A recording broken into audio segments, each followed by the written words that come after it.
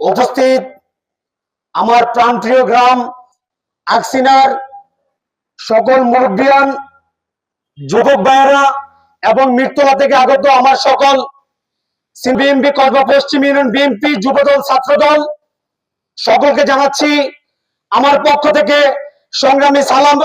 আসসালামু আলাইকুম। সম্মানিত উপস্থিতি, আপনারা নিশ্চয়ই অবগত আছেন, কিছুদিন পূর্বে নওগাঁ মোড়ে আমাকে একটি দোষারোপ করে একটি কুচক্রী মহল তারা আমাকে বিএনপির পার্টি অফিস ভাঙার যে অপবাদ দিয়েছে তা সম্পূর্ণ ভিত্তিহীন। RICL TMX, যুগের পর যুগ স্থাপনা থাকে মজবুত।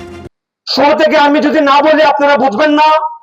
আপনারা জানেন বিগত দিনে এই স্বৈরাচার খুনি হাসিনা আমলে 5 আগস্টের পর আমরা কসবা উপজেলা ছাত্রদল যুবদল সহকারে বর্তমানে আপনারা জানেন কাইমপুর ইউনিয়নে যে 2-3 জন মাদক কারবারি রয়েছে তারা সারা বাংলাদেশের চিহ্নিত মাদক ব্যবসায়ী। আপনারা জানেন তারা বিগত দিনে সেই খুনি হাসিনার অবৈধ চেয়ারম্যান রনির হাত ধরে তারা বিগত দিনে যে মাদকের যে সাম্রাজ্য গড়ে তুলেছিল, আমরা ঐক্যবদ্ধ হয়ে সেই মাদকের বিরুদ্ধে লড়তে গিয়ে তুচ্ছ ঘটনাকে কেন্দ্র করে আপনারা জানেন যেটি আমাদের মাদকের বিষয়ে ঝামেলা ছিল, সেই ঝামেলাকে আমাদের কাইমপুর ইউনিয়নের কিছু নেতৃবৃন্দ তারা এটাকে দলীয় ইস্যু বানিয়ে সামান্য একটি বিষয়কে মাদকের বিষয়কে তারা দলীয় ইস্যু করে তারা যে আমার নামে যে প্রতিবাদ সভা করেছে আমি তার তীব্র নিন্দা এবং প্রতিবাদ জানাচ্ছি। আমি বলতে চাই অফিসের সামনে আমার একটি মোটরসাইকেল এখানে প্রতিনিয়ত আমি রাখি। আপনারা জানেন 5 আগস্টের আগে কাইমপুর ইউনিয়ন যেহেতু মন্ত্রী ইউনিয়ন ছিল, সেই ইউনিয়ন থেকে আমরা কখনো দেখিনি আন্দোলন সংগ্রামে কাউকে বাইরে। আমি বলতে চাই 5 আগস্টের পরে এই আশেপাশের যে সকল মাদক কারবারি রয়েছে তাদের উপরে আমরা যে 44 ধারা জারি করেছি তারই প্রেক্ষিতে সেদিন আমাদের উপরে হামলা হয়েছে।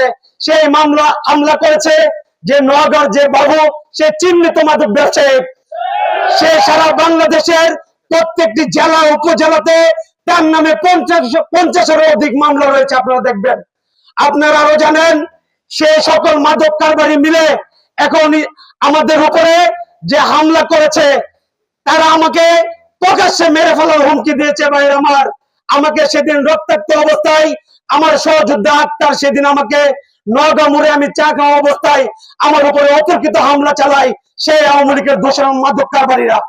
আমি বলতে চাই শুধু মাদকের বিষয়ে আমরা যে ঐক্যবদ্ধ হয়ে আমরা যে লড়াই সংগ্রাম করেছি সেই লড়াই সংগ্রাম আমরা যতদিন বেঁচে থাকবো আমরা মাদকের বিরুদ্ধে লড়ে যাব।